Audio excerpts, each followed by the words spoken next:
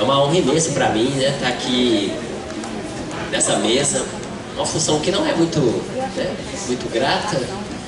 Enfim, já me deram aqui uns papeizinhos aqui, 5 minutos, gente, como colorir? Imagina se eu vou ter coragem de, né, interromper a fala de Marino, Maria Regina, Andréia. Mas enfim, só por, né, pra gente tentar conseguir dar sequência, né, nós temos uma outra mesa, né, à noite. Eu vou mostrar, faltando 5 minutos, tá, gente? Vou pedir a compreensão de vocês, né? Vou estar aqui na mesa nas falas. Jamais vou interrompê-los, mas, né, para vocês se organizarem quando eu levantar essa plaquinha de 5 minutos, para vocês já tentarem amarrar uma conclusão. Enfim, então não vou me delongar também. Eu vou chamar um por um aqui, né, para compor a mesa. Vou começar primeiro pelo Marino D'Angelo. Marino,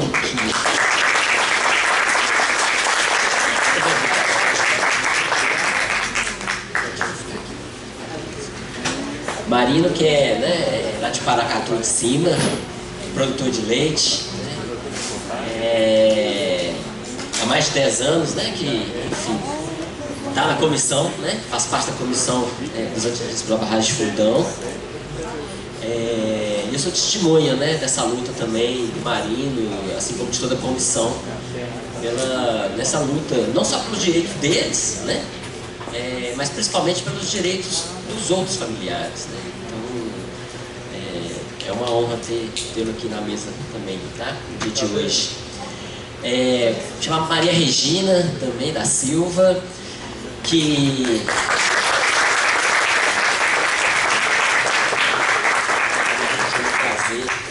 é mãe da joia Priscila, né? E, enfim, é vice-presidente da Vabrum, que é a Associação dos Familiares de Vítimas e Atingidos, né, do rompimento da barragem da mina Córrego do Feijão, lá em Brumadinho. Também há muitos anos aí nessa luta, né, Maria Regina? Não só por justiça, né, mas também pela responsabilização das pessoas que cometeram, né, essa atrocidade em Brumadinho. Muito obrigado, né, pela presença. Alexandre Gonçalves, né, nosso vulgo alemão.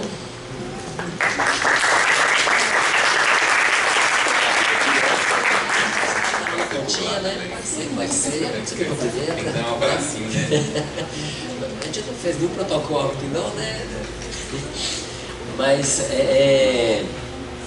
alemão, né, o Alexandre, ele é egresso aqui do programa de pós-graduação em Antropologia Social, né?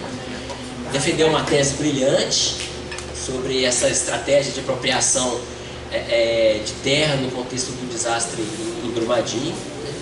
E Alexandre também é membro da Comissão Pastoral da Terra, né, do CPT há muitos anos, né? Nem muito obrigado, né, pela presença também. Também chamo agora o Dr. Guilherme Stamaneguin.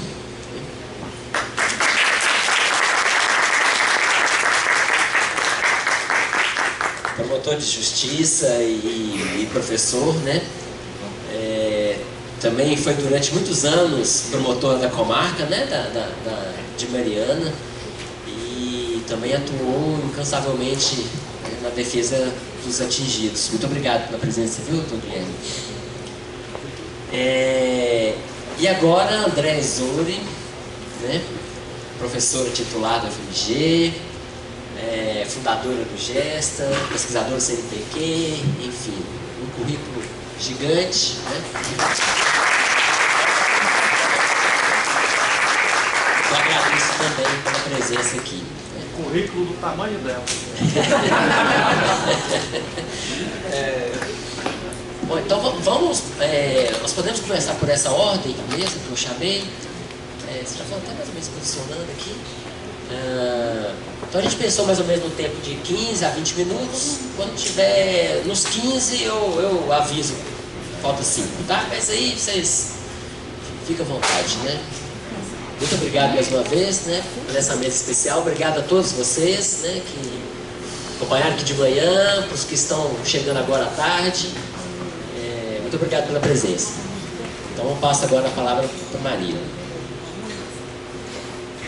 Boa tarde a todos. Meu nome é Marino D'Angelo Júnior, igual o Marcão falou, sou produtor rural. E eu represento aqui as comunidades rurais. É diferente do reassentamento de Bento e Paracatu. Existem comunidades menores que foram tão atingidas quanto as outras, Paracatu e Bento, e que ficaram um pouco invisíveis dentro desse processo. Nós da Zona Rural nos unimos e criamos a comissão da Zona Rural, onde todas as comunidades passaram a se reunir em conjunto, e junto com a assessoria, com o apoio também do MAB, do Ministério Público, o Dr. Guilherme chegou até a participar de reuniões com a gente lá. A gente teve grandes conquistas dentro dessa luta. Muitos direitos aí que foram conquistados até depois da repactuação com relação a meieiros. Meieiros são pessoas que plantavam em parceria com quem tem um pedacinho de terra. A empresa deu 3 hectares de terra para os meieiros para eles poderem retomar os modos de vida. Mas como não tinha terra, deu dinheiro. Então foi um valor considerável que a maioria dos meieiros receberam. Eu falando dessa forma, dá a impressão que a coisa foi fácil, a gente nos uniu, que fomos conquistando e alcançamos os direitos. Não foi tão simples. O Dr. Guilherme, na época, criou um programa para ressarcir as pessoas que têm perda de renda, e nós fomos fazer tomada de termo junto com a Caritas, e eu lembro de um distrito que chama Campinas. Todas as pessoas de Campinas conseguiram o cartão emergencial. E eu até então, que fui tirado de casa, que fui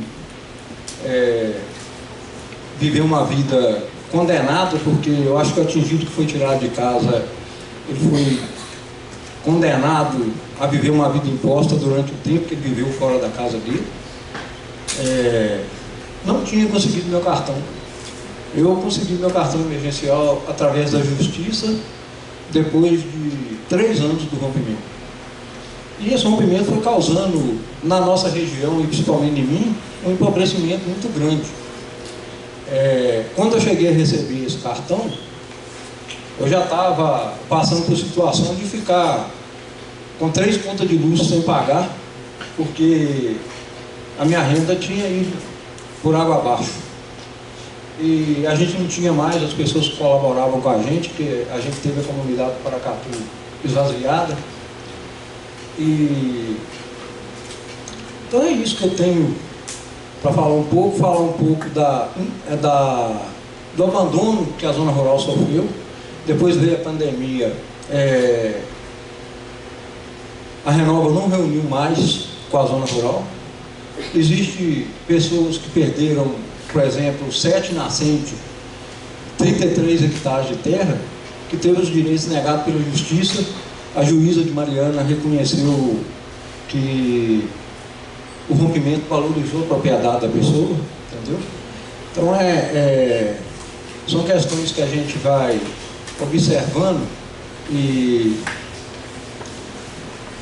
vendo que o poder econômico consegue sobrepor sobre o que está certo, né? Porque nós temos os criminosos e a vítima. E a vítima, dentro de um processo desse, com empresas milionárias, são as mais prejudicadas.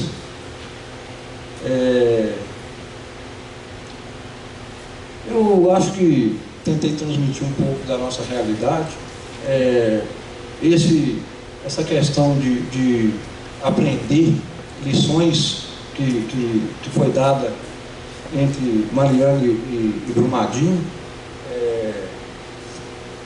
eu aprendi que dentro desse processo que fazer o bem não é fácil. a gente sofre muito para fazer o bem. Eu pude perceber que antes do rompimento eu tinha uma imagem da mineradora Samarco como algo positivo, e hoje eu consigo perceber que a Samarco, a justiça brasileira, o poder executivo, legislativo, é tão podre quanto a lama que eles produzem. E que aquilo tudo que é feito em nome do progresso só destrói. Eu pude perceber pessoas que às vezes faziam um carvão para tratar da família lá na roça, ser humilhado pela polícia florestal, entendeu? O cara destruía o forno da pessoa, destruía as cangalhas de puxar lenha, e falando que o cara está destruindo o meio ambiente. Mas você vê uma mineração destruir uma nascente toda hora, destruir uma montanha, deixar uma cratera, e pode, entendeu? Então, onde que a gente fica sem saber para qual lado que a balança pende, né? Quero falar também que participar dessa luta deixa sequelas. Hoje eu tomo muito de remédio para depressão, para dormir, fiquei diabético, pressão alta, mas estou aqui de cabeça erguida, minha consciência não me cobra nada, eu posso deitar a cabeça no travesseiro e dormir, porque eu só fiz o bem. E eu queria terminar falando em nome de Mônica, Luzia e de todos os atingidos de Mariana. Queria dar os parabéns para o Dr. Guilherme, porque dentro dessa luta ele foi um esteio nosso, e se a gente está de pé até hoje, a gente agradece a ele, viu, Dr. Guilherme?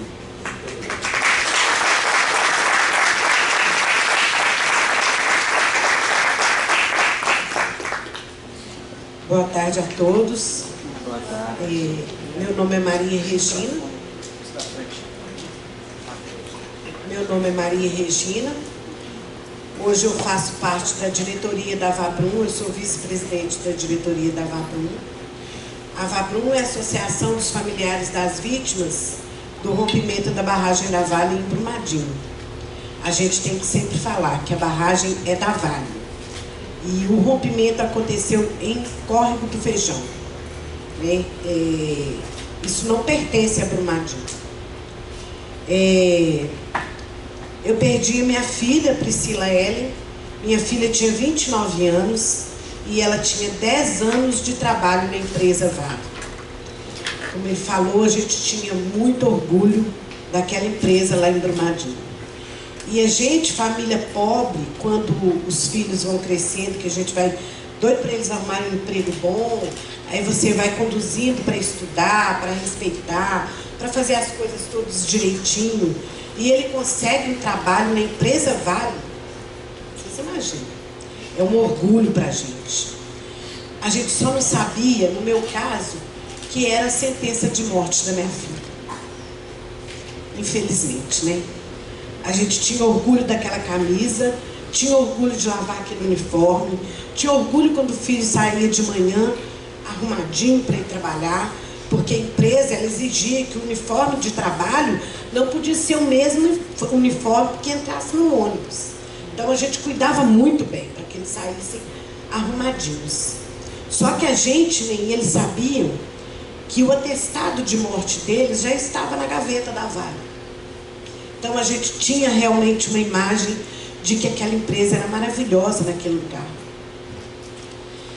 E em 2019, quando aconteceu o rompimento, que nenhum de nós esperávamos, nenhum de nós imaginávamos que aquilo podia acontecer dentro do local que a gente mora, quando a gente ficou sabendo daquele rompimento, a primeira coisa que eu ouvi foi assim: se alguém mora na beira do rio, corre para tirar as pessoas, porque rompeu a barragem da Vale e já matou 1000 pessoas.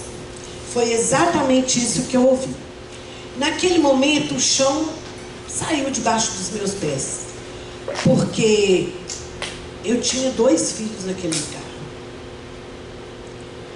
naquele momento eu pensei, eu não sabia, eu não tive o que eu vou fazer. Não fiquei minutos andando de um lado para o outro, pensando na palavra 1000 pessoas, 1000 pessoas, 1000 pessoas, certamente meus filhos estariam no meio.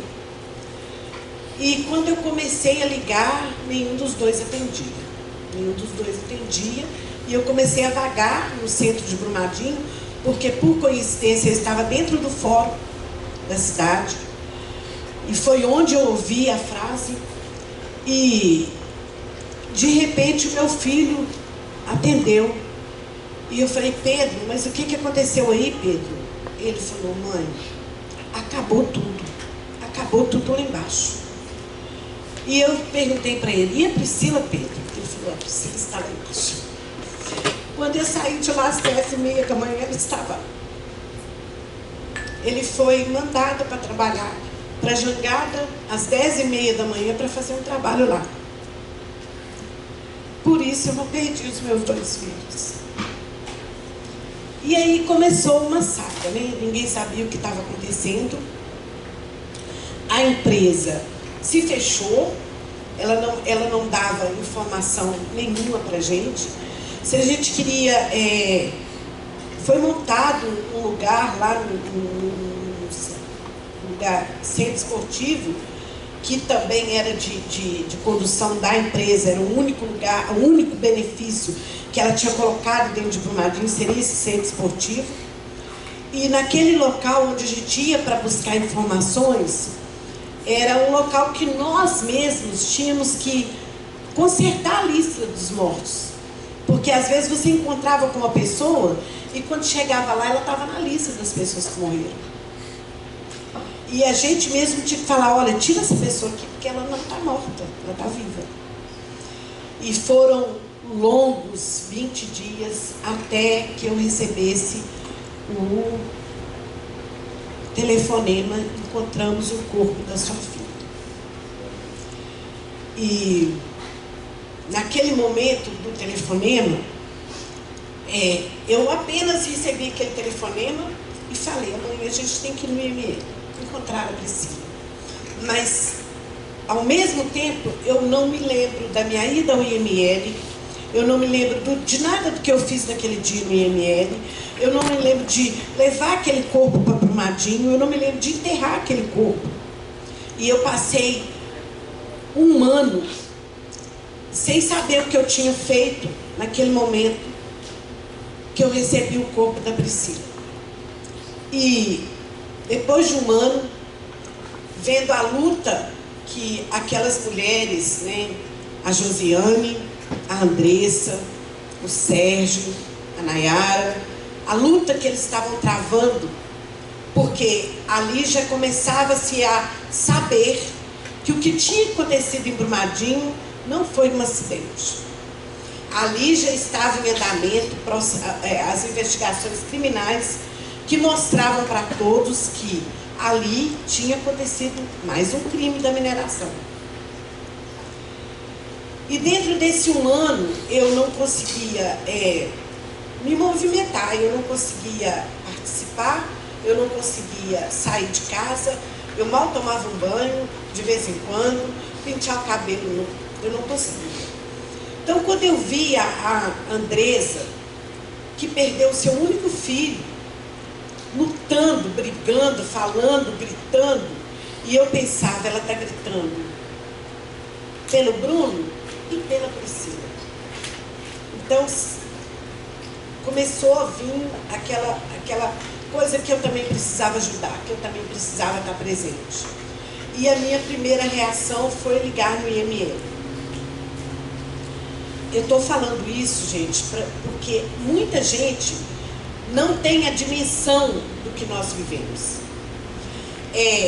Quando se fala rompeu a barragem do Brumadinho, matou 272 pessoas, tem um conjunto. Mas quando você divide e conta as coisas que realmente aconteceu, aí você tem uma dimensão de que aconteceu com 272 pessoas, para se ter o tamanho daquilo. Eu liguei no IML e falei o nome da Priscila. Foi o que me motivou a tentar sair do abismo que eu estava. E aí me disseram, olha, o braço e a mão dela está aqui. E eu imaginava que eu tinha enterrado o corpo da minha filha. E eu perguntava para o meu filho, você carregou o caixão da Priscila? Ela estava lá dentro? Estava. Porque eu não me lembrava. Então eu perguntei várias vezes. E ele falava, estava. Quando eu recebi aquela notícia de que o braço e a mão dela estavam no IML, o mundo virou. Porque eu tinha que voltar naquele lugar e eu tinha que ouvir tudo, porque naquele primeiro momento eu não fiz. Então, quando eu cheguei no IML, a moça muito nervosa, muito sem paciência, sentou na minha frente com uma pasta desse tamanho, me perguntou, Priscila, tinha uma tatuagem aqui, tinha uma tatuagem aqui, tinha uma assim. A senhora sabe o que a senhora enterrou da Priscila? Eu falei, não. Ela falou, a senhora enterrou um tórax, uma perna e um braço. Um ano depois, eu recebi essa notícia, que foi como se me partisse no meio. Porque minha filha tinha quase 2 metros de altura. 1,80 m de altura. Linda. E imaginar que eu enterrei a minha filha moída pela mineração, moída pelo minério, moída no local que ela amava trabalhar, moída pela irresponsabilidade de uma empresa, que não levou em consideração que eu criei a minha filha com muito amor, e que a Priscila era o meu amor. E ela destruiu o corpo da Priscila e me entregou os pedaços. E desde então, quando a gente passa por isso, você pensa que você nunca mais vai conseguir levantar. Mas quando você vê outras pessoas fazendo a luta e brigando por um direito que você tem, por um direito de saber exatamente o que aconteceu, e por um direito de familiar de vítima, e por um direito de saber todas as coisas, você começa a querer reagir. E foi nessa reação que eu recebi o convite para entrar na associação na qual eu estou até agora. A Vabrum, ela foi criada em 2019 ainda, em agosto de 2019, porque a Andressa, a mãe do Bruno, o único filho, ela foi na ONU, né, fazer uma denúncia do que tinha acontecido em Brumadinho, e chegando lá ela não pôde falar porque a gente não tinha a legitimidade da associação para falar por todos. Então, voltando, foi-se criada a associação que nos ajuda, que é através dela, né, que nós lutamos e temos as bandeiras do direito dos familiares, do encontro, porque ainda tem 2 pessoas naquele local sem nenhuma identificação, que não se conseguiu encontrar nenhum resto corpóreo. A justiça, que agora, em fevereiro, graças a Deus, depois de muito tempo, começa, né, as audiências de oitiva do processo criminal, e que nós estamos firmes nele. O direito dos familiares, porque, como você falou, a vítima parece que ela é o culpada de tudo que acontece. Parece que nós, ao lugar que nós chegamos, a gente é culpado do que aconteceu. E já teve pessoas que falou na nossa frente que a Vale não vai pagar por nada porque nós sabíamos o que ia acontecer. Então eu sei que minha filha trabalha na frente de uma barragem e eu vou permitir que ela fique ali até que aconteça. Por quê? Porque ela precisa de um bom emprego, que nem era tão bom assim. Porque depois nós descobrimos que nem valorizado aquelas 272 pessoas profissionais que ajudou a Vale a ganhar muito dinheiro, nem nesse ponto era. E a nossa luta vem crescendo e vem, né, cada dia mais. A gente luta pela memória. Nós fizemos um memorial lá no Córrego do Feijão, onde onde funcionava, né, a mineração da Vale. O memorial ele foi construído lá pela proximidade do local onde aconteceu o crime. O memorial ele foi construído para contar a verdadeira história do crime que aconteceu. E o primeiro pensamento que nós tivemos para construir o memorial, para que se tivesse o memorial, foi saber aonde seria colocado os restos corpóreos. Porque naquele tempo, quando se identificava uma vítima, a família vinha no IML para resgatar aquele corpo e ela assinava se queria ou não ser comunicada caso encontrasse novos segmentos corpóreos. E muitas famílias assinavam que não queriam mais ser comunicadas, não queriam reviver aquilo. E esses segmentos corpóreos, eles foram acumulando num caminhão frigorífico em frente ao IML. E quando nós, da associação que representa os familiares das vítimas, fomos procurar saber, através da revolta de uma esposa, que foi encontrado apenas uma parte pequena do marido, ela ficou se perguntando o que seria feito com aqueles que estavam juntos lá no caminhão frigorífico. Então, na nossa reunião com o IML, eles disseram, olha, vai ser enterrado numa vala comum. Vai ser incinerado ou enterrado numa vala comum. Como assim? Eles eram indigentes? Não, eles eram trabalhadores. Cada um daqueles segmentos corpóreos que estava lá no caminhão era nosso, era de um de nós, era de um dos 272 que foram mortos. Era justo enterrá-los numa vala comum? Por isso começou-se uma nova briga, a construção do memorial. E nada mais justo que a própria empresa fizesse esse memorial lá. Porque, afinal de contas, foi ela que matou. Mas, diante disso, nós também travamos várias outras lutas. Até mesmo para que a Vale fosse retirada desse memorial. Porque, no final, ela queria tomar conta desse lugar. Ela matou e ela queria protagonizar ali dentro e ela queria ser a gestora daquilo ali. Então, nós tivemos várias lutas nesse sentido.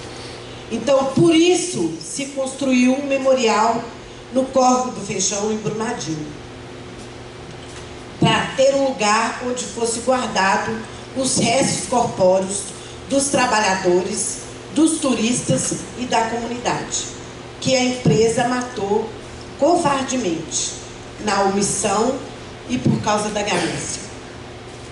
Hoje nós caminhamos com todas as bandeiras, porque ainda não encontramos todas as pessoas, ainda existem 2 pessoas que não foram identificadas.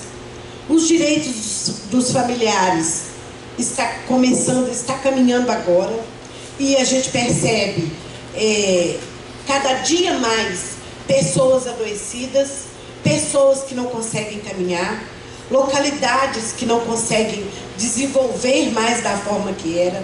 O Córrego do Feijão é um local que está totalmente, como que eu falo, abandonado. Porque a empresa, o intuito da empresa é que se tire todas as pessoas para que ela tome conta do território.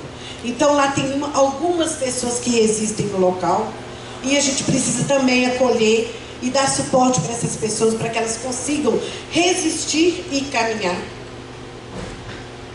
Nós temos também uma bandeira muito importante, que é a não repetição. Se acontecer uma chuva em Minas Gerais da forma que aconteceu no Rio Grande do Sul, certamente nós teremos rompimento de barragem. E dificilmente outras pessoas não morrerão. Infelizmente, a gente está vendo muito descaso dos órgãos de fiscalização. as pessoas, quem pode, quem tem a competência para poder fazer ou endurecer as leis, estão querendo flexibilizar, né? A gente está vendo aí o que está acontecendo, até mesmo em Brasília, no Congresso, a flexibilização das leis e a desarticulação, né, das questões ambientais. As pessoas não estão levando em conta isso. E, infelizmente, gente, nós podemos ter novos rompimentos de barragem, podemos. E aí um parente nosso que estiver passando numa BR, em algum lugar, pode morrer por um rompimento de barragem. Nós costumamos falar uma coisa, a Vabrum costuma falar, que nós não gritamos o suficiente por Mariana. Nós perguntamos. Eu lembro que eu perguntei para a Priscila, Priscila, rompeu a barragem Mariana. Tem barragem do Brumadinho? Não, mãe? Não tem. Imagina. E ó, não precisa se preocupar, porque a Vale não tem nada a ver com a barragem Mariana que rompeu. Tem nada a ver. Por quê? Porque dentro da empresa é feito um trabalho com os funcionários para que eles entendam que ela não tem culpa de nada. É uma lavagem cerebral que é feita com os funcionários. Eu fui no Pará participar de uma exposição lá no Pará, e um funcionário da empresa, ele nos relatou que quando aconteceu o rompimento de Brumadinho, os funcionários de cada unidade foram colocados dentro de uma sala com psicólogos para dizer para eles que pessoas morrem todos os dias. Não importa se é uma, duas ou 272. Pessoas morrem todos os dias. Então esse é o trabalho da empresa. É fazer essa lavagem cerebral para que os próprios funcionários vejam que a empresa é a melhor do mundo, que a empresa não polui, que a empresa não estraga a água, que a empresa não faz nada de errado. A empresa é idônea.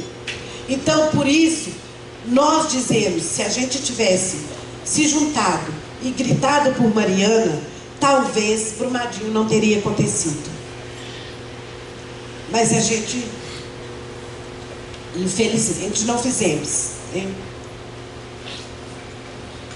E hoje, uma das nossas principais bandeiras, o Dr. Danilo Chamas está ali, que é o nosso, o Pablo, que são os nossos escudos, nossos ajudantes, nossos companheiros de luta, que caminha conosco no processo criminal.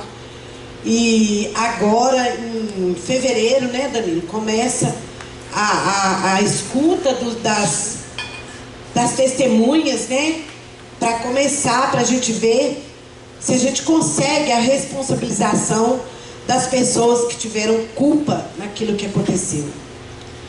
Porque são 16 pessoas indiciadas e as duas empresas. E nós sabemos que a empresa alemã, que também temos um processo começado lá, né, que está encaminhado lá, para a responsabilização daquela empresa. Porque ela também deu um laudo de estabilidade da barragem que não era verdadeiro. Então é isso, nossa caminhada é essa. Eu convido vocês todos para irem no memorial, ele está aberto. Vão fazer uma visita, lá é um local muito, muito importante, que conta a história de um crime que aconteceu. Não é um local que é um cemitério, é um local bonito, um local que vai contar a história de um crime que aconteceu, e que nos apoiem nessa próxima fase agora da nossa caminhada, que é do processo criminal. Nós, a Vabrum, o observatório, ele precisa muito, a gente vai precisar muito de apoio nessa época. O processo, né, as escutas, elas acontecerão a partir de fevereiro. Que data? 26. A partir do dia 26 de fevereiro, nas sextas e nas segundas. Nas sextas e nas segundas, e elas vão durar um ano. Elas vão até maio do próximo ano.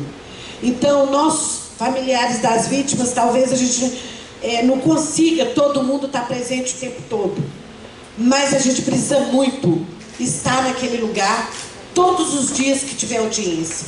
Então eu conto muito com vocês e peço muito que nos apoiem nessa nova empreitada aí, para que a gente consiga a responsabilização criminal dos 16 réus e das 2 empresas. Muito obrigada.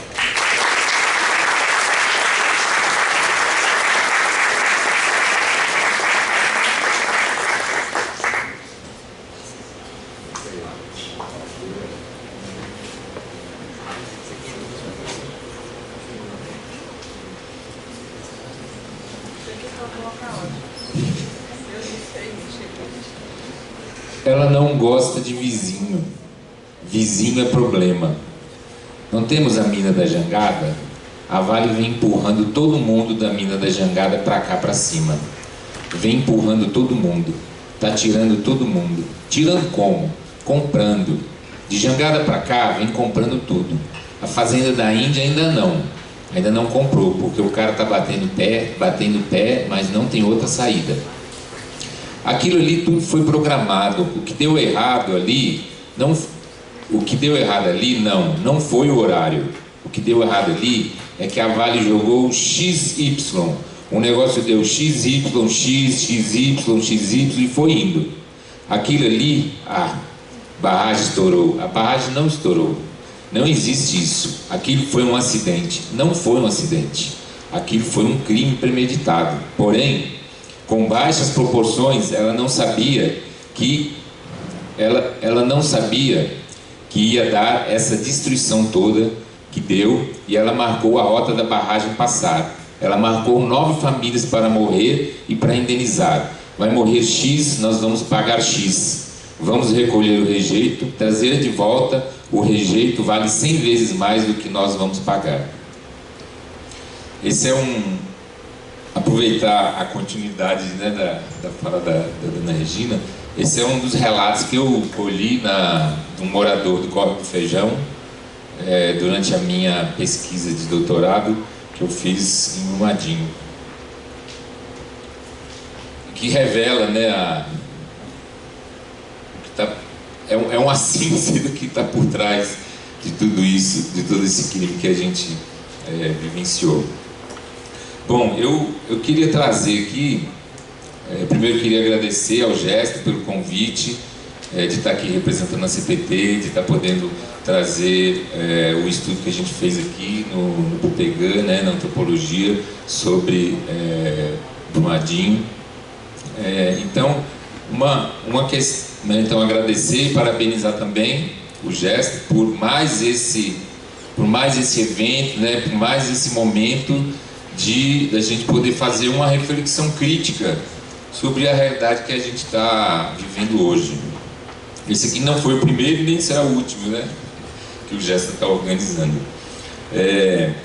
Analisando ontem e hoje o debate aqui, o seminário, a gente viu que existe uma corrida por terra, né, das grandes empresas. Então esse é esse o tema, é esse o olhar que eu fiz o estudo sobre a questão do desastre e crime em Brumadinho, né? E essa corrida por terra, ela não é só nas regiões de fronteira, seja nas fronteiras minerárias ou nas regiões de fronteira com relação à transição energética. Essa corrida por terra também ocorre em regiões como essa região nossa aqui central de Belo Horizonte, de Minas Gerais, uma região que já fazem 300 anos que o minério vem sendo explorado, né? Começou no ciclo do ouro, né? Explorando mão de obra escravizada, né? E depois o ciclo do ferro, vamos dizer assim, a partir do início do século 1900, uma região que já tem um histórico de exploração mineral, mas que mesmo assim avança no sentido de dominar os territórios. A gente viu as estratégias oh meu Deus, esqueci o nome aqui, de terrorismo de barragem, né? A gente viu ontem no filme, viu aqui nos relatos, em vários lugares, Barão de Cocais, Itabira, Brumadinho, Congonhas, né? Então o que a gente está vendo é um processo de avanço, de expropriação, de apropriação, de controle, de dominação da terra e dos territórios. Então o que eu vou apresentar aqui é um pouco os dados que eu fiz o trabalho em Brumadinho, e ela tem a ver com ela tem relação com esse contexto que a gente vive de aumento da dominação dos territórios através de muita violência, né? Como a gente viu aqui o relato da dona Regina. Bom, eu vou... Isso aqui, André, ela vai enfiar dentro de um trenzinho aqui para poder sair dessa tela. Minha maneira francesa.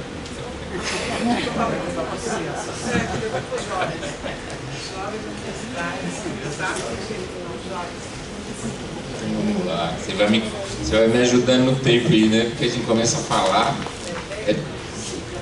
Já passou 5? Ixi, mãe de Deus!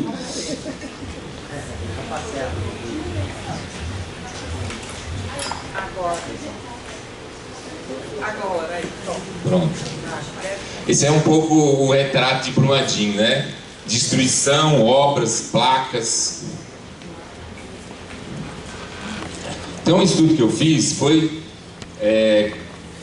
eu analisei como que a Vale se movimentou no processo de apropriação, expropriação, dominação, controle de terras em Brumadinho, no contexto do desastre, no contexto em que foi implementado após o rompimento uma gestão do desastre, uma gestão da crise, da crítica, ou como alguns chamam, né, a governança da reparação.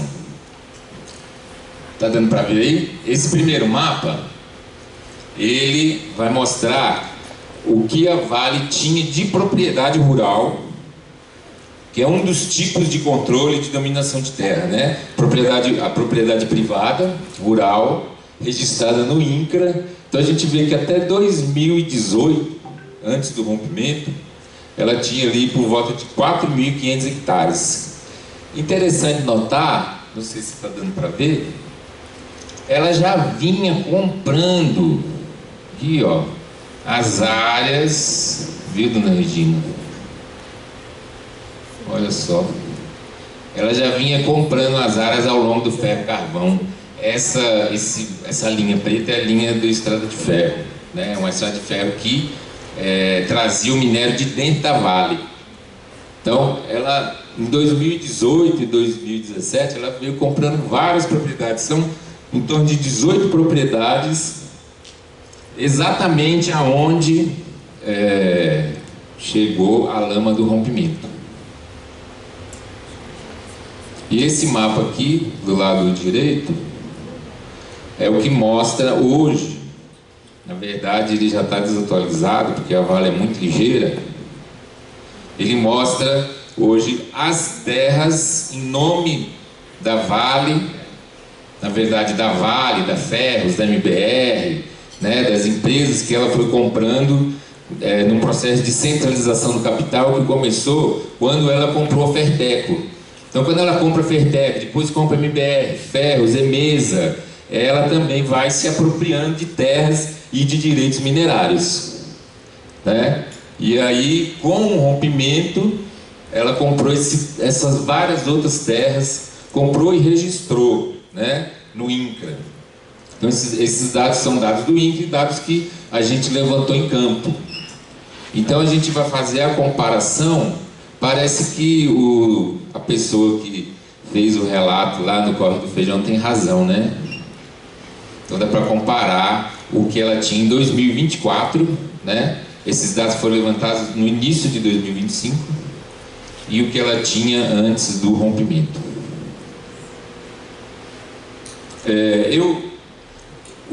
O estudo ele mostrou que a Vale conseguiu esse processo de avanço da dominação territorial a partir de diferentes modalidades.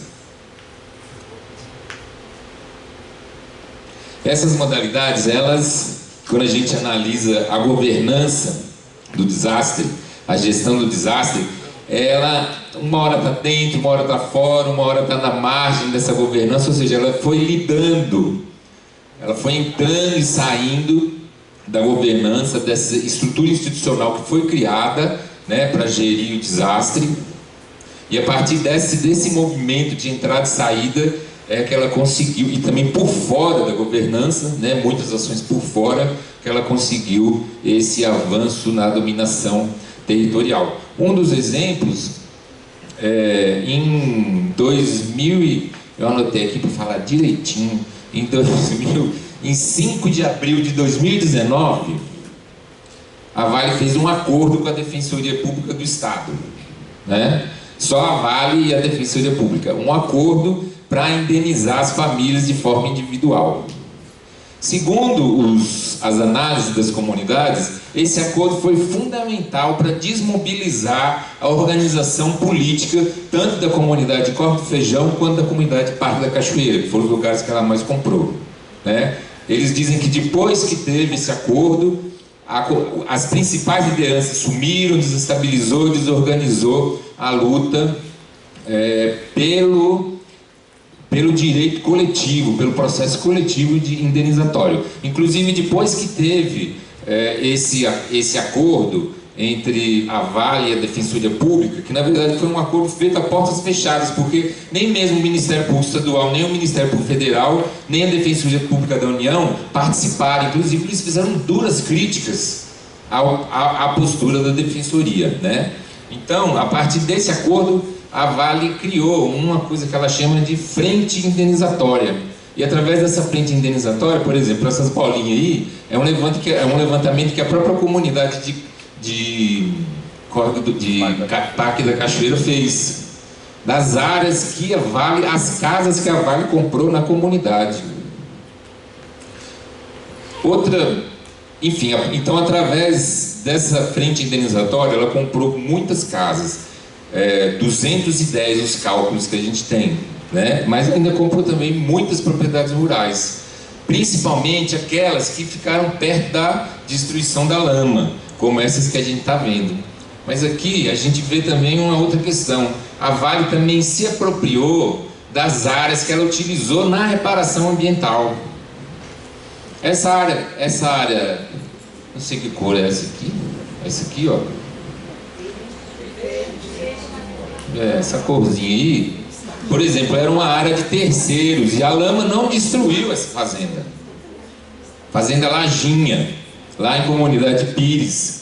Mas a Vale projetou que era ali que ela ia dragar a lama que estava no leito do Paraupeba. E ela planejou, essa área não é nossa, então nós vamos apropriar essa área. Feito, né? Está aqui registrado no INCRA como uma área da Vale. E dessa forma, ela foi também conquistando uma série de outras áreas próximas, mais ou menos próximas da onde a lama destruiu, né? Esse mapa da direita, ele mostra o caminho da lama, né? Então vem aqui é onde estourou a barragem, e esse mapa aqui também mostra quais são os direitos minerários da Vale em Brumadinho. E a gente pode comparar com as áreas que ela foi comprando e se apropriando. Ou seja, a Vale tem um plano um plano de destruição do município. Essa aqui é a realidade, né? Esses dados mostram isso. Os direitos minerários, inclusive, quando a gente lê o que foi divulgado sobre a Operação Rejeito, os direitos minerários, eles estão no centro da especulação da terra, da especulação dessas reservas minerais para profusão dessa quantidade de esquema criminoso envolvendo o Estado, envolvendo uma série de órgãos para viabilizar a mineração. E da forma com que o meu tempo já deu? 5 minutos? Oh, meu Deus! E a forma com que ela vai se apropriando do território, então ela vai ter que gerir aquilo tudo que a gente viu, né? Toda essa área aí, ela vai ter que gerir. E o seguinte, cada bolinha dessa, que vocês estão vendo, é uma comunidade. Então foi mapeado uma parte das comunidades, porque se a gente for fazer um outro olhar, pode aumentar ainda mais o número de comunidades. Então quando a gente vai falar da guerra de classificações, né, que chamam aqui de quadrilátero ferrífero, depois chamamos de quadrilátero aquífero ferrífero, pode ser que seja interessante, mais adequado a gente chamar de uma região dos povos e das águas, porque dessa quantidade de comunidade, muitas delas, parte delas são comunidades indígenas, parte delas são comunidades quilombolas, parte de pescadores, né? Ou seja, existe uma diversidade de povos muito grande aí, sendo pressionadas, sendo exprimidas pela mineração. Ela tem que gerir essa quantidade de território que hoje ela domina, né? Então, usando o conceito de Ronchi, a governança territorial, ela está associada à governança da segurança. Então a Vale vai ter, eu estou adiantando aqui, ela vai destruir as áreas, né? Isso aí mostra, ela compra as fazendas e logo destrói, não sobra um tijolo para contar a história. Isso não é uma coisa que a gente só viu aqui, a gente viu também lá em Conceição do Matento, a gente viu lá no Cerro, né? Que é uma prática das mineradoras. E vai cercando, colocando as cores dela, né? Aonde é próximo de onde teve o rompimento, ela não põe o símbolo da Vale. Aqui, essa onde está o símbolo da Vale, é em Piedade do Paraupeba, né? Pode ver, essa outra de cima é no Aranha, na Penha do Aranha, onde eu morei, né? Então ela não tem o símbolo, mas onde ela está mais longe ela tem o símbolo. Aqui é na Jangada, né? Que o Danilo falou, que ele mora lá. As áreas vão sendo cercadas, né? Isso aqui mostra o quê? Esses de azulzinho, estão vendo aí? Eles chamam a equipe de segurança fundiária e ambiental reparação da Vale. A equipe chama isso. Quer que fale de novo? A equipe de segurança fundiária e ambiental de reparação da Vale. A gente fala dos jagunços da Vale. Não, e o pior, essa foto mostra o quê? Isso aqui foi na retomada dos Camacan-Mongoió. Mostra que a segurança privada da Vale, os jagunços da Vale, fizeram uma ação junto com a polícia militar. Isso, não, esse aqui, da esquerda é no Camacan-Mongoió. Da direita é o Chucurucariri, que é a empresa de segurança privada da Vale, não deixando o povo nem entrar com água dentro da retomada. E essa outra foto aqui, por mais curioso, a própria Vale, quando ela entrou com o processo de reintegração de posse contra os indígenas, ela mostrou essa foto dizendo presença da PM no local junto com a equipe de segurança ambiental. Então ela tem que abrir mão, aqui são os drones, né, que a gente chama de espionagem. Então os indígenas, na retomada que eles fizeram, era drone o dia inteiro rodando. Aliás, em Brumadinho drone, roda drone por todo lado. Helicóptero fazendo levantamento, né? É uma coisa complicada. Então a Vale, ela vai se utilizando de diferentes formas para essa governança da segurança e do território. Um outro exemplo diferente, uma outra técnica, outra modalidade que eu chamo de dominação indireta, que a gente chamou de dominação indireta. Essa é uma foto do Córrego do Feijão. A Vale investiu muito dinheiro no Córrego do Feijão. Tudo isso aí que ela fez foi com recurso por fora da governança da reparação. Esse recurso não entrou nos acordos institucionais, né? Inclusive, a comunidade, eles fazem um esquema que aluga essas áreas para empresários ir lá fazer encontro. E aí a Vale vai mostrar, olha como a gente destruiu, mas a gente está reparando, olha como está bonito, como está bem arrumado, cheio de projetos com as comunidades, né? Essas placas de minério de ferro é uma coisa maluca. Mas, ao mesmo tempo, em outras áreas, ela promove um processo de sacrifício. Está vendo, gente, sacrifício de novo, Giovanni? Essa aqui é a comunidade do Tejuco, que a gente chama de... Houve um processo de amputação territorial. A Vale, ela abriu uma estrada, não tem nenhum tipo de licenciamento, não tem nenhum tipo de documento, não tem nada que autorize ela a abrir essa estrada. Ela abriu essa estrada entre a comunidade já muito espremida, entre a comunidade e as nascentes, que é aqui, Capão da Rita. E quando ela abriu essa estrada foi assoreando uma das represazinhas que usava a captação de água para abastecer a comunidade. E ela foi lá fazer um manejo, tirar da caixa de recepção, foi tirar esse rejeito, pegou e jogou isso dentro do sistema de distribuição de água da comunidade. A comunidade abre a torneira, saía minério. A Vale fez isso, né? E aí, através da resolução negociada de conflito, foi a forma com que todo esse processo, eles tentam resolver os conflitos dessa forma, né? Através dessa abordagem, sentou o Ministério Público Estadual, a Defensoria, a Copasa e privatizaram a água da comunidade. E até hoje eles estão nessa luta, né? A comunidade, veja só, Tejuco aqui e vários direitos minerários, várias empresas, cada vez mais ampliando. A comunidade hoje é uma comunidade reconhecida como quilombola, e mesmo assim as empresas vão avançando na destruição do território. Acabou meu tempo? Ah, desculpa, gente, é porque tem tanta coisa para falar, né, André? 5 anos de estudo, né? Então tá. Então, o que eu queria dizer para fechar? Um outro aspecto. Existe um poder que se chama poder de... Ah, mas... Pode dizer isso. Mas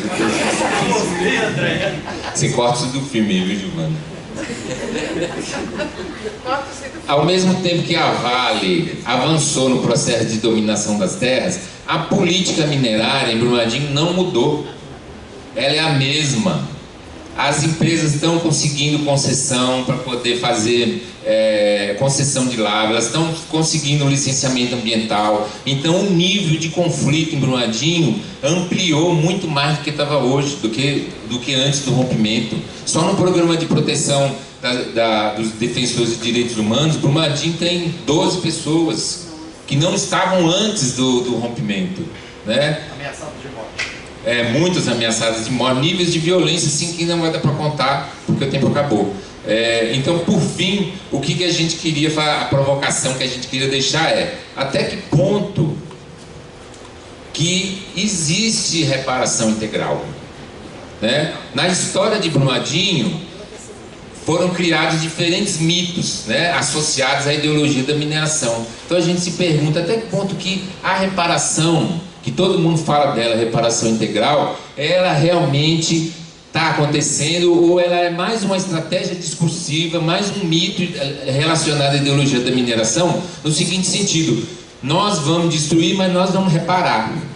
Então vocês podem ficar tranquilos, nós vamos avançar com a mineração, vamos para outras regiões, mas nós vamos reparar. Inclusive o Estado já tem estrutura para discutir reparação. O MP criou um núcleo de reparação, né?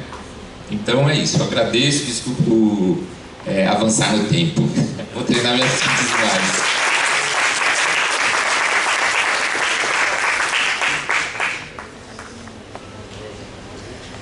Falar? Quer que eu fale? Pode deixar. Eu ia fazer um Bom, câmbio de gênero, né?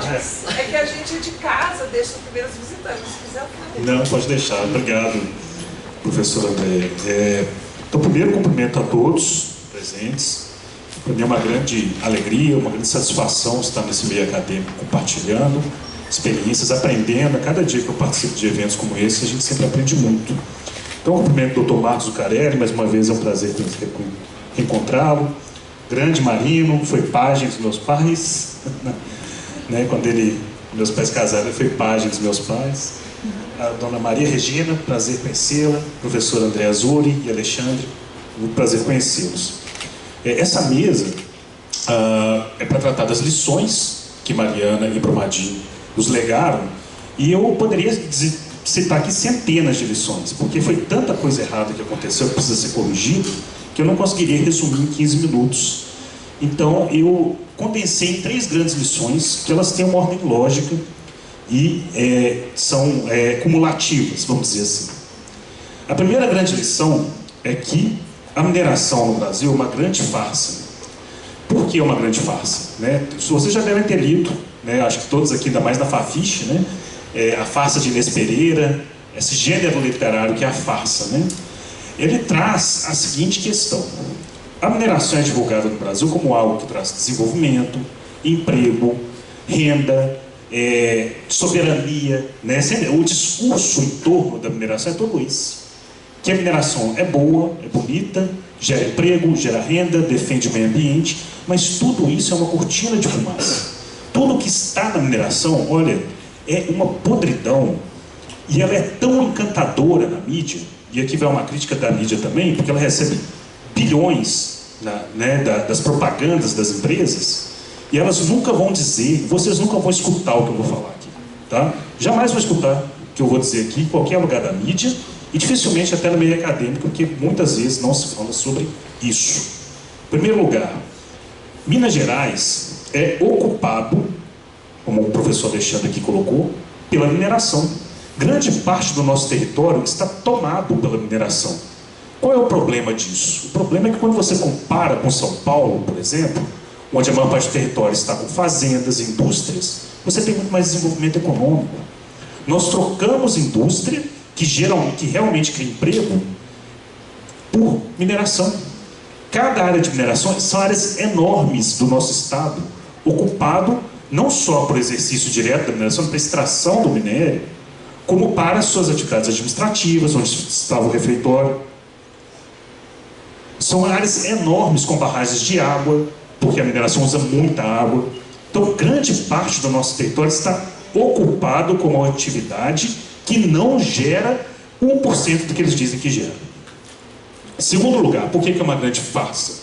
Em 1995 foi criada uma lei, foi conhecida como Lei Candir, que isentou a tributação em cima da mineração para exploração, para exportação.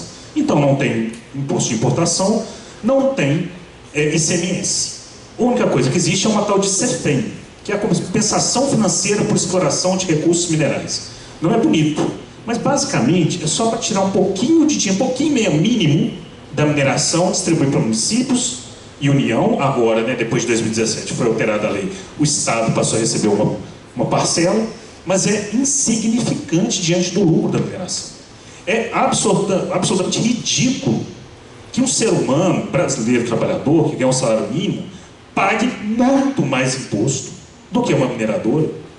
A Vale, em 2024, teve 6,1 bilhões de dólares de lucro. Você tira tudo, 6,1 bilhões de dólares, que dá mais ou menos aí, fazendo aqui uma estimativa, uns 30 bilhões de reais. 30 bilhões de reais. Então, de quanto disso ficou para a gente em termos de tributos que vão reverter em benefício para a sociedade? Insignificante. Eu estou falando de 30 bilhões de lucro, depois que pagou todos os impostos, todos os trabalhadores, sobrou 30 bilhões de reais para os acionistas. Então essa Lei Candir é uma coisa que destruiu o nosso Estado. Porque o Estado de Minas Gerais parou de arrecadar e a dívida nossa só foi crescendo. E agora, os nossos dirigentes políticos que criaram, que se acovardaram diante dessa lei, nunca fizeram nada. Quando chegou a 120 bilhões de dívida com a União, né? Não, agora nós precisamos aderir a Propag e outras coisas aí. Não precisava. Se a gente tivesse uma tributação justa com a mineração, sabe quanto que o Minas Gerais deixou de arrecadar enquanto vigia essa norma? 140 bilhões. Ou seja, a gente teria um crédito de 20 bilhões com a União. Então, por isso que a mineração é uma grande farsa. A tributação sobre a mineração não justifica a forma como ela é feita no Brasil. É ridículo o tanto que se cobra sobre a tributação. Terceiro elemento de farsa, empregabilidade. Veja bem, a padaria da esquina ali gera mais emprego proporcionalmente que a mineração. Qualquer indústria que não seja ligada à mineração gera mais empregos que a mineração proporcionalmente ao seu lucro. Quando a gente pensa, a mineração gera muito emprego. Mentira.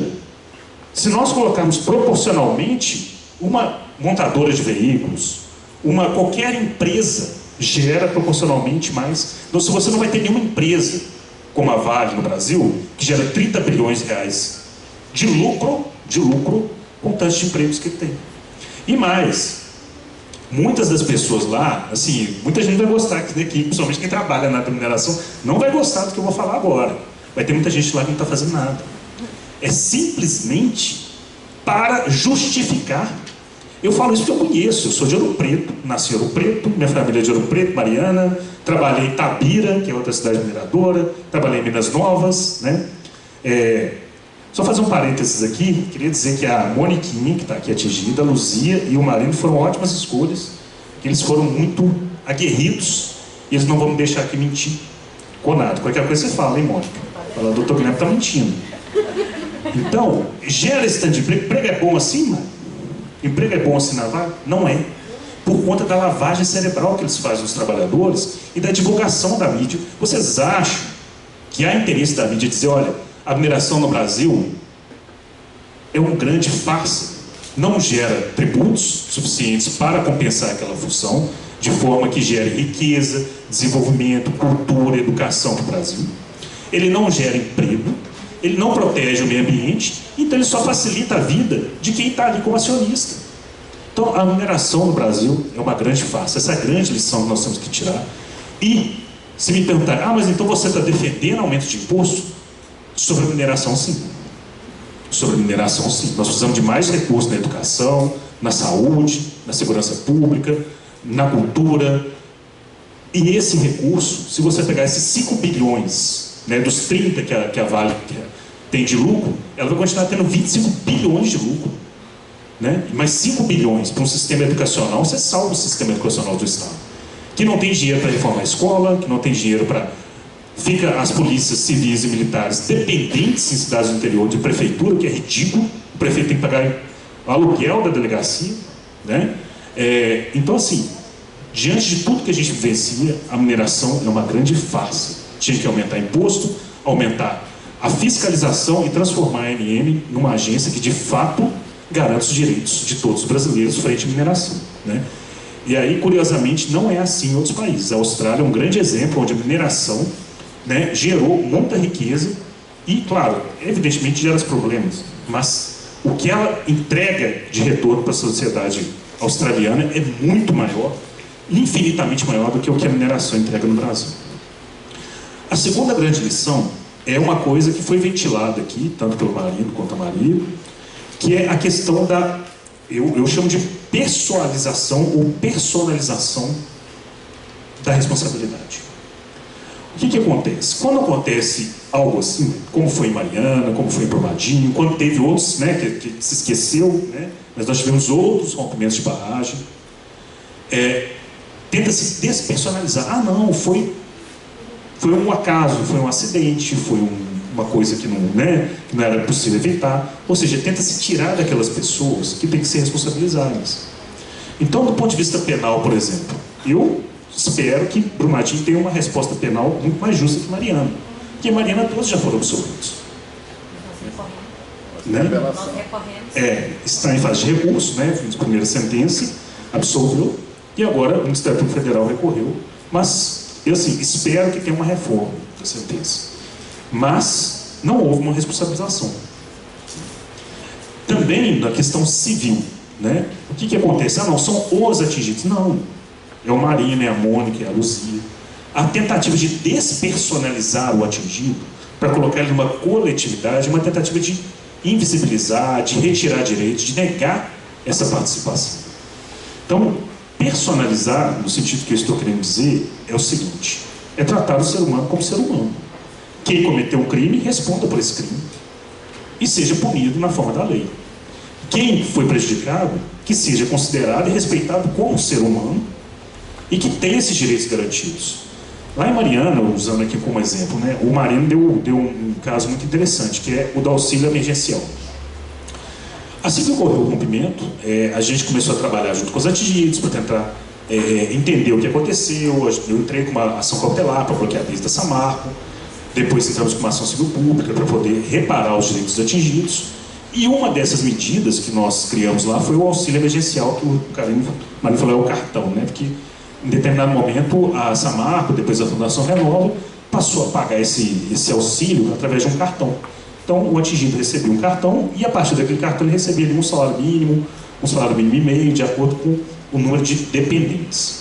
Acontece que a Samarco e depois a Fundação Renova, que assumiu a reparação, passou a negar sistematicamente a entrega do cartão, o auxílio, a vários atingidos, inclusive para o Marinho. E o que isso significa? Significa o seguinte: vai resolver na justiça. Isso levou uma enxurrada de ações. A gente mesmo entrou com várias ações coletivas para vários atingidos que tiveram negado esse direito, para garantir esse direito. Mas o que o judiciário muitas vezes não entende, né? É que aquela pessoa que teve a sua vida destruída, ela tem que ter um tratamento diferente, um tratamento personalizado, porque a pessoa perdeu tudo. Ela não tem como, por exemplo, provar em mínimos detalhes que ela tinha determinada fonte de renda, aquela ou outra, né? É o que a gente chama de presunção, né? Você deve presumir que se aquela pessoa é atingida, morava no local, ela teve perda de renda, ponto final. O ônus da prova tem que ser da outra parte, né? Então, a personalização que eu estou querendo dizer sobre o direito é basicamente tratar com respeito os atingidos e tratar conforme são os culpados. E nós não conseguimos ainda ter isso com clareza. Pelo contrário, a gente percebe que ao longo desses 10 anos é uma tentativa de despersonalização, principalmente através de publicidade, de mídia, tentando retirar a responsabilidade de quem praticou o crime e julgar para os atingidos. A terceira e última grande lição que a gente pode extrair, que é uma consequência lógica do que eu disse, é a não repetição, a garantia de não repetição. E aí, eu estou fazendo doutorado na UFMG, fazer só esse breve parênteses. Como é que está de tempo aí? Está tranquilo. E aí eu queria trabalhar, depois de 10 anos trabalhando em Mariana, né, tendo uma atuação nesse caso, eu já não queria mais lidar com a área ambiental, direitos humanos, comecei a trabalhar com filosofia do direito, né? E aí entrei no doutorado para trabalhar com Guilherme de Ockham, enfim, um filósofo medieval franciscano, e lá pelas tantas, no meio do estudo, né, fala muito sobre o poder da abstração, né, da abstração para justamente, entre aspas, prevenir o futuro, né, fazer um prognóstico, uma prevenção. E aí, um ano depois que eu estava fora de Mariana, né, já 1 ano e meio depois, eu vim promovido para Belo Horizonte em julho de 2024, eu pude fazer essa reflexão. Acho que o distanciamento me ajudou a fazer essa reflexão e eu redirecionei a minha pesquisa para tratar da garantia de não repetição. Então, hoje, eu estou trabalhando com uma coisa, né, academicamente falando, o que eu trabalhei na prática. Em geral, a garantia de não repetição ela vai dizer o seguinte: que certos crimes, violações de direitos humanos, o Estado deve garantir que esses atos não se repitam. Mas nós temos muito pouco de trabalho nesse sentido relativo a grandes crimes, como o que aconteceu em Brumadinho e Mariana. E aí, o que acontece, que muitas vezes as pessoas não sabem, é que já ocorreram outros rompimentos antes de Mariana. Nós tivemos o rompimento da Cataguases, da mineração Cataguases, que gerou um enorme dano ambiental em 2007, e foi esquecido. Depois teve outro rompimento de barragem em Itabirito, que matou 4 trabalhadores. Também foi esquecido, isso em 2014. Quando foi em 2015, vem Mariana e destrói a vida de milhões de pessoas em Minas Gerais e Espírito Santo. E foi, entre aspas, não se gritou o suficiente, né? E aí vem Brumadinho. Ou seja, a garantia de não repetição foi sendo sistematicamente violada, pelo menos desde 2001. Quando se teve o primeiro grande rompimento de barragem de rejeitos no Brasil, e nada foi feito, né? Hoje nós ainda temos dezenas de barragens semelhantes às de Brumadinho e de Mariana, especialmente no território mineiro, que podem se romper, né?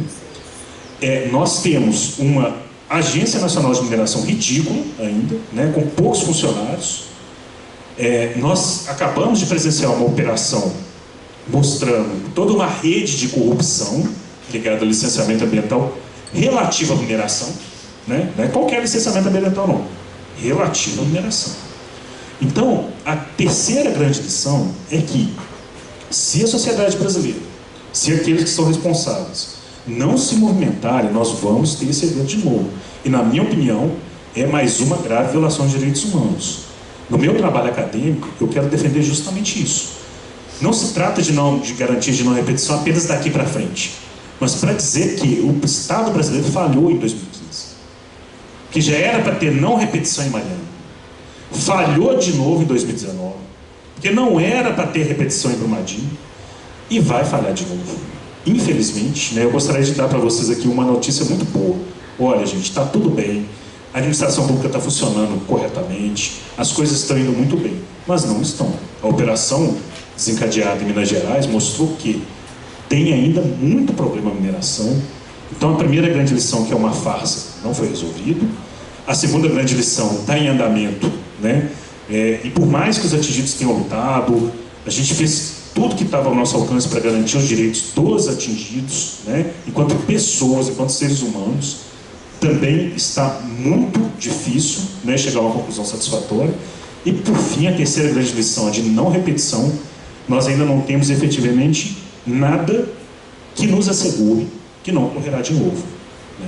É inacreditável que mesmo depois de Mariana tenha havido Brumadinho, e que mesmo depois de Brumadinho ainda muito pouco se fez para impedir outros crimes dessa natureza.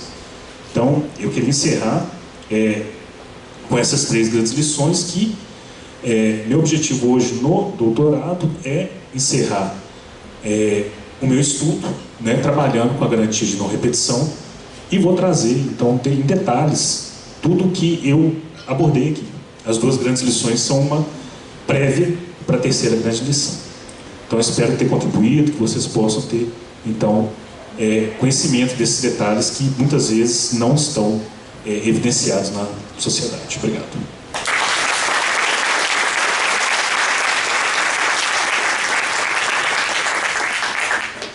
Obrigada, doutor Guilherme. Obrigada a todas as pessoas da mesa, Regina, Marino, Alemão, Marcão, todas as minhas colegas, estudantes, pessoal do GES, da Frei Giovander, companheiros, companheiras. Eu vou tentar exercer meu poder de síntese, como também anfitriã, vou falar pouco em favor do debate, né? Eu acho que importa que a gente tenha um debate extenso, né? Que a gente consiga conversar com quem está aqui para isso, né? E certamente com muitas perguntas. 10 anos são 10 anos de lições, né? Então são muitas as lições, muitas as lições. E como núcleo de pesquisa, o que a gente tem tentado fazer é sistematizar as nossas lições através de publicações, produções acadêmicas, né? Então eu quero fazer um convite para que todo mundo consulte o nosso site. O GESTA tem um site, que é o Observatório dos Conflitos Ambientais. Dentro desse site tem uma aba que se chama Produção Acadêmica. Dentro dessa aba tem livros, artigos, monografias, teses. E o volume é muito grande sobre o caso de Mariana, porque a gente está lá acompanhando desde o início, né? Então a gente tem uma lição sobre, por exemplo, vou citar só alguns temas, né? A discriminação das mulheres na reparação. Temos lá sobre isso, né? Que as mulheres foram discriminadas, né? As pescadoras, inclusive, não registradas como trabalhadoras da pesca, mas como ajudantes de pesca, que muda completamente. Outras que nem foram identificadas, como as mulheres que trabalhavam informalmente, né? Como manicures, prestadoras de serviço, né? E assim vai. Temos também um trabalho sobre as crianças no desastre. Quando a gente fala de atingido, a gente fala de atingido como se fosse um sujeito genérico, né? O atingido. Mas dentro dos atingidos a gente tem as mulheres com as suas especificidades, as crianças, os idosos, e assim vai, né? Temos também uma reflexão sobre a própria tempografia do desastre, o controle do tempo, quem controla o tempo do desastre, das decisões, dos mecanismos, né? Temos trabalhos, aprendemos muito sobre as instituições, os arranjos, a arquitetura da governança. Eu não vou conseguir falar de todas essas lições, mas eu vou me restringir existem alguns aspectos aqui, talvez, que interessem para nós, né? O que um grupo acadêmico tem de lição, né? Como pesquisadoras, né? E pesquisadores. Eu acho assim, primeira coisa que todos nós vimos aqui, acho que foi uma lição desses 2 dias, né? É que há um amor na luta, né? Há uma dor e um amor e há uma cura. Lutar também é um processo de cura. Eu acho que a Regina trouxe isso muito bem aqui, né? A luta resgatou ela de uma dor profunda e meio que deu sentido para ela depois da perda terrível que ela teve. Isso é um aprendizado, uma lição que ficou pra gente, né? Uma outra lição é que mesmo na dor existe a vida. A vida tem que continuar, a vida é muito maior do que a morte, é uma lição. A vida é muito maior. E a gente assistindo o vídeo de ontem, aquelas mulheres lá voltando, né, ao território do socorro, e as mulheres limpando e rindo e brincando, não é? Rir, brincar, ter essa força. Foi uma lição enorme que a gente viu de perto, acompanhando, né, as mulheres, os homens. Toda vez que eu vou à casa do Marino, que me recebe tão bem, nos recebe a todos tão bem, com tanta alegria, dentro da dor e da perda, para nós foi um aprendizado de humanidade. Eu me emociono muito quando eu falo isso, porque é incrível. A gente na casa de Luzia, né, as casas que a gente pôde frequentar tanto esses anos, que nos receberam com tanto carinho, com tanta disposição, né? E a vida ali pulsando, e a vida continuando, e a gente ali testemunhando isso. Foi de uma grandeza. Uma vez Marino me perguntou: o que você está fazendo aqui? Eu falei: de fato, o que você está fazendo aqui? Eu fiquei olhando para a cara dele. Você lembra disso? Você já me fez tanta pergunta, Marino, que a gente fica sem resposta, né? Eu lembro que eu fiquei boca aberta. O que eu estou fazendo aqui? E sabe, o que eu estou fazendo aqui? Então eu vou contar um pouquinho, né? Talvez da história de curiosidade para quem... Como é que a gente chegou lá, né, Raquel? Como é que a gente chegou lá? Aconteceu o desastre, nós fomos correndo lá. Não foi para nós do Gesta, não foi assim. O Gesta já existe desde 2001, vamos fazer 25 anos o ano que vem. Então,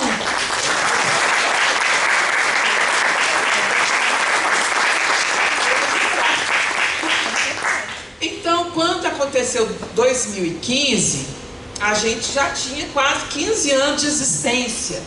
E a gente já vinha acumulando alguns aprendizados, algumas lições.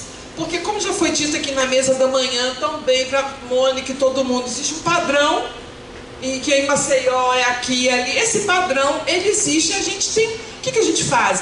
Tem 25 anos, a gente vai registrando esse padrão e as várias facetas desse padrão. Infelizmente, o que a gente faz é registrar nas nossas análises esse padrão, né?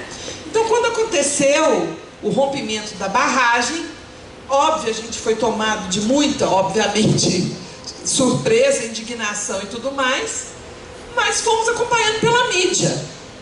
Então, logo a gente viu a notícia de que o governo do Estado estava estabelecendo mesas de negociação.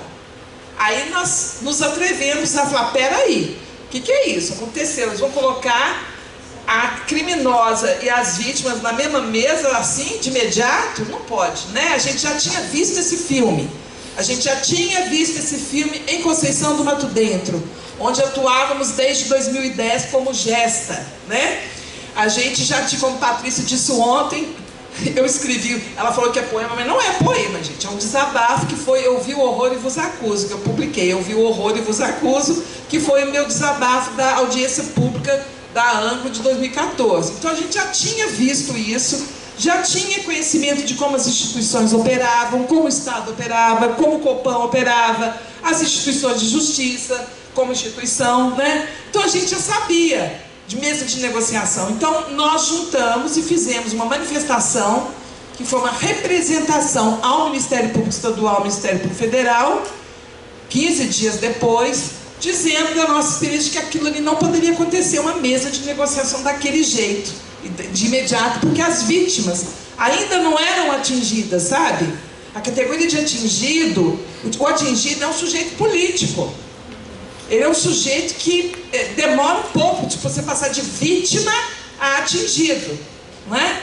No sentido de que o atingido, ele passa por um processo de subjetivação até ele se dar conta do que aconteceu com ele, não é de imediato, não é? Não é de imediato, é um aprendizado de todas as implicações ali daquele evento, sei lá, na vida dele. Então, isso demora, do luto à luta, aí para transformar a vítima em atingido.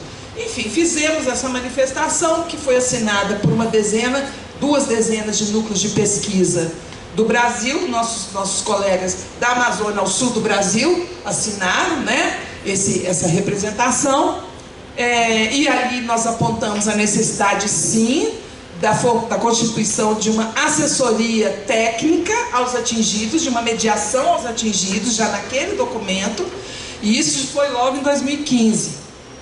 Pois bem, acompanhamos de longe porque sabemos também que chegar num lugar em que as pessoas estão experimentando muita dor, a gente tem que chegar com muito cuidado, né? A gente sabia que tinha muito repórter, muita instituição, muito assédio, e não era isso que a gente queria, né? Mas fomos instados. Então, como que nós chegamos lá? Porque o Ministério Público Federal, um dia, um procurador, antes do Natal de 2015, me telefonou e queria que o Gesta fizesse um levantamento, uma coisa simples. O levantamento de todas as comunidades tradicionais atingidas ao longo da bacia do Rio Doce. Que o Gesta teria que fazer isso. Eu falei, meu Deus do céu. Eu estava dentro de uma loja C&A, sei lá, comprando um jeans para minha filha, que a gente tinha que embarcar para a Alemanha no dia seguinte, e ela não tinha roupa de inverno. E eu falei, não vou poder resolver isso agora. Eu estou viajando só quando janeiro, quando vier, eu vou pensar. Ele falou, então pensa que dá uma resposta de janeiro, tal dia, tal hora, marcou a reunião. Eu falei, não, mas antes de falar, eu tenho que ir no lugar, né? A gente tem que ir lá, eu não vou falar assim. Então foi assim, para encurtar uma longa história, o tempo também. Em janeiro, quando eu voltei, nós fomos, eu, Raquel, Marcão e Clemes, fomos então a Mariana, nossa primeira visita, e foi lá que a Luísa me viu, a Luzia me viu, falou que eu gritei numa reunião, porque realmente fiquei muito indignada, né? E quem me conhece, às vezes, quando fico muito brava, eu sou brava, né? Eu falei que eu vi algumas coisas, quando ainda não tinha Renault, ainda era Sinergia, né? Quando apresentaram, a Samarco apresentou aquela coisa dos deslocados físicos, do esquema do IFC, né? Do Banco Mundial, deslocado físico, deslocado econômico, e do agronegócio, que os quitais iam fazer o quitais. Mostrou uma foto do agronegócio, você lembra? E aquilo, eu falei, o que é isso que eles estão falando? É um absurdo, isso aqui não existe. Enfim. Então, a partir dali, a gente começou a ir, né, a conhecer, a frequentar. E aí, meu testemunho é o seguinte, eu cheguei com muito custo a fazer um projeto para o MPF, sabe? Eles pediram, eu fiz um projeto de levantamento. Não tinha nenhuma ideia como fazer, porque como funcionária pública, de tempo integral, eu nunca tinha feito um trabalho sob encomenda. Eu nunca tinha feito um trabalho sobre, então eu não sabia como é que eu nem fazia um orçamento para encomenda. Então, os preços eram preços de bolsa de graduação, bolsa de mestrado, E apresentei aquele orçamento chifre, né? Hoje eu fico até com vergonha, né? Mas era o nosso parâmetro aqui de Universidade Federal, né? E apresentei o projeto. Mas, aí é que eu quero chegar, da minha lição para todos os colegas, todos os estudantes que estão aqui trabalhando com desastre, o que seja. Eu fui lá no MPF e com os procuradores, com a força-tarefa, e disse sim, eu faço, mas eu tenho uma condição, apenas uma condição, que eu não tenha nunca que conversar com a Samarco, que eu não tenha nunca que ter qualquer relação com a Samarco, e que a logomarca da Samarco não apareça em qualquer relatório, documento, nada que eu fizer. que eu tenha total autonomia para fazer o trabalho em relação a Samarco. Eu falo com o Ministério Público. O Ministério Público que está me convidando. Eu falo então com o Ministério Público, mas eu não falo com a empresa. Não, tudo bem. Os procuradores, tudo bem, tudo bom, tudo bem. Aí na semana seguinte eu recebo um telefonema. Andréia, vamos ter uma reunião com a Samarco? Você poderia vir apresentar o projeto para a Samarco. Aí eu disse pro meu querido procurador, meu amigo querido, falei para ele, mas eu não falei para o senhor que eu não ia, era a minha condição. Não, mas você vem, você explica, é só para explicar o projeto. Eu falei, não, eles pagam. Obviamente que eles têm que pagar, mas quem administra e com quem eu vou conversar sobre o trabalho é com o Ministério Público. Não, mas é só uma reunião, você vem. Eu falei, olha, está colocada a questão, eu não vou. Então vim aqui para dizer para ele isso. Não vou, eu não vou. Eu não fui e nunca mais fiquei sabendo também do resultado disso, com certeza não fomos aprovados. E aí, esse caso que a gente está rindo e eu contando assim, ele traz muitas lições. Muitas lições. Lições, inclusive, doutor Guilherme, de como que as coisas se dão institucionalmente a despeito da capacidade, boa vontade, do compromisso, da seriedade dos indivíduos dentro das instituições. Inclusive, nossa, aqui da UFMG, né? Quer dizer, não é à toa que eles falam doutor Guilherme, não é MP estadual, eles falam doutor Guilherme, não é à toa que se fala de fulano e fulano e fulano, porque são atores dentro de uma instituição. Então, assim, a gente já vinha analisando as instituições, como as instituições estavam, inclusive, né, cedendo a essa filosofia, a essa ideologia da negociação prévia. Nós já tínhamos experiência de lições de TACs, termos de ajustamento de conduta, que foram elaborados antes de qualquer licenciamento. É o caso de Manabi. Manabi nem existe, é um mineroduto Manabi, que agora tem um outro nome, MLog, eles devem voltar com MLog, né? Mas desde 2014 eles estão tentando, mas o MP estadual fez um TAC preventivo, quando nem tinha o processo administrativo de licenciamento ambiental. E na época, nós fizemos aqui na UFG um seminário. Só para trazer o MP aqui, a gente trouxe um monte de pesquisador do Brasil, também vários procuradores também, os promotores, que foi o Formas de Matar, de Morrer e de Resistir, Limites da Resolução Negociada de Conflitos, foi em 2012. Só para conversar com os colegas do MP e dizer, olha, negociação de conflito, inclusive antecipada, sem licenciamento ambiental, vocês estão dando um aval. O que vai ser depois? Qual vai ser o instrumento depois? Aonde que nós vamos buscar o direito? Aonde que nós vamos buscar o direito se o MP já assina um termo de ajustamento de conduta antes do fato? Antes de existir processo de licenciamento. Então a gente já tinha essa experiência. Então eu acho que Mariana e Brumadinho, eles trouxeram outras nuances, outros aprendizados, para um aprendizado que a gente já vinha acumulando ao longo do tempo, né? Então eu não vou me estender muito mais, mas dizer que o GESTA preservou ao longo desses 10 anos a sua autonomia.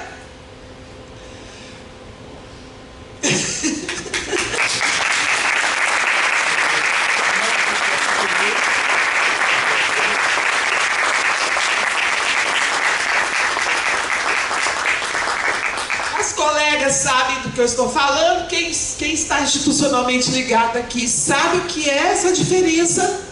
Tivemos situações difíceis, inclusive, em relação a colegas, outras redes de pesquisadores, acho que fomos até mal interpretados, ou agimos, não agimos da forma mais delicada possível, porque a gente sabia que entrar dentro das instituições, ficar próxima, a gente já estava acompanhando as limitações das ATIs. É muita coisa que tem que fazer. Então se eu começo, eu não paro. Então eu vou parar, porque a síntese, poder de síntese.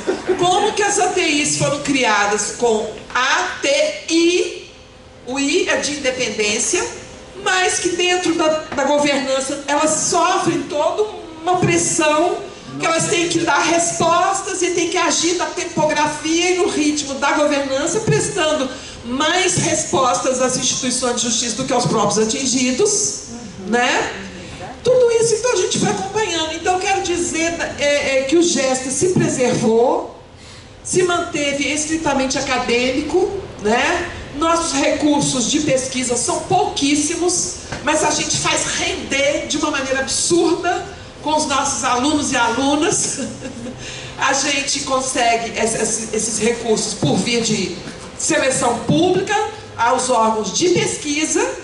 Às vezes a gente consegue, às vezes a gente não consegue, mas a gente vai levando, né, e vai fazendo a nossa atuação dentro do que é possível fazer, né? Mas preservando. Eu estou aposentada hoje, mas eu sou muito grata às minhas colegas, a Raquel e a Ana, que continuam levando o GESTA nesse mesmo espírito, que eu acho, assim, importante. Muitos podem considerar ideológico, ingênuo, vocês não conseguem nada, não tem dinheiro, não sei o que, não sei o que, não sei o que. Mas eu acho que a gente tem, se o marido consegue botar a cabeça no travesseiro e dormir, a gente também consegue botar a cabeça e dormir, porque a gente faz o melhor que a gente pode, preservando a nossa intelectualidade, a nossa autonomia. Isso é constitucional, né?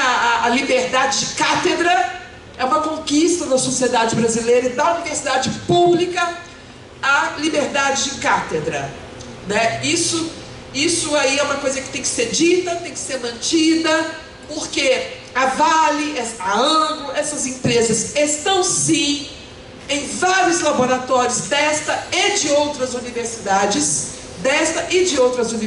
conduzindo, ditando normas de pesquisa. A própria UFMG, de Administração Central, assinou um acordo para Brumadinho, para ser perita, no caso de Brumadinho. O GESTA fez uma manifestação pública à reitoria, chamando a atenção para os problemas desta adesão,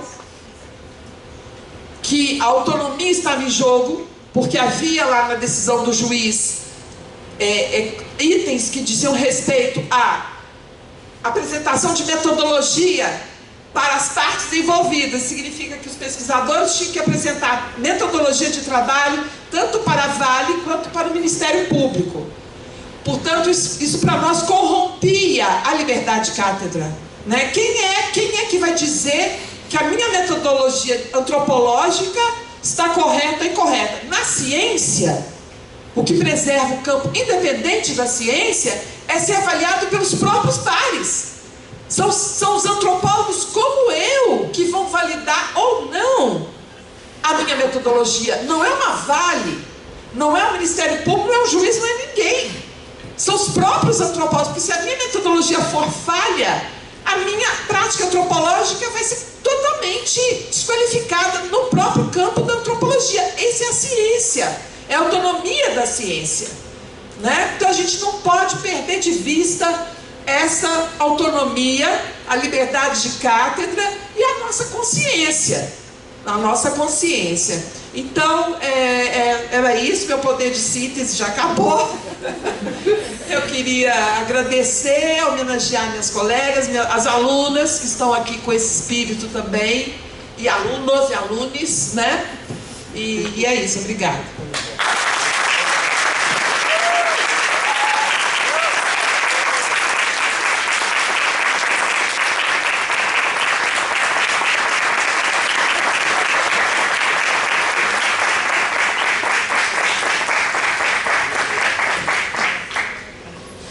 Falar agora, né? Eu tenho que abrir o debate, gente. Maria está perguntando, você vai falar não, Marcão? Não, mas acho que a Andréia, né, trouxe bem o que... Acho que... E passou um filme, né? Escutar a Andréia também, porque eu também fui forjado, né? No GESTA. Muitos anos, né? Desde 2001. Concluí minha graduação aqui. É tudo meu filho, Gesto. gente.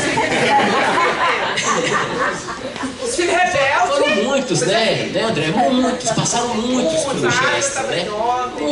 Muitos. E eu só tenho a agradecer, né? Eu sou eternamente grato pelo que eu sou hoje, né? Pelo profissional que eu sou, chorão também, né? Que eu sou. Mas é reconhecimento, é humildade, né? É esse lugar também que a gente tem aqui, que é muito privilegiado, né? É muito privilegiado. As ciências sociais é uma disciplina muito, né? Muito abstrata, né? Então a gente tem essa possibilidade de trabalhar, né, em campo, de estar conhecendo essas pessoas. Infelizmente, né, ou felizmente também, não sei, a gente nunca sabe, né, as coisas do destino. O nosso tema de pesquisa não é fácil, trabalhar com conflitos, né, depois desastres, é uma coisa doída, sofrida.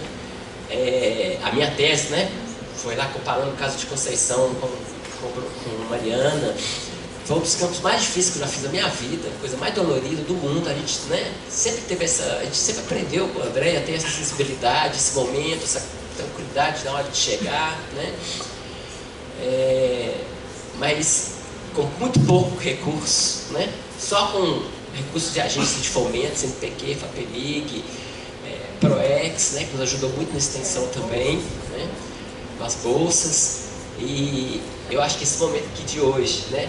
E ter essas pessoas aqui, não tem preço, gente.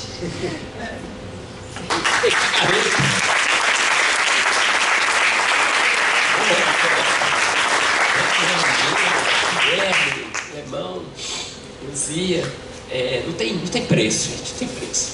Né? A gente ser recebido da forma que a gente é recebido, ter essa confiança, né?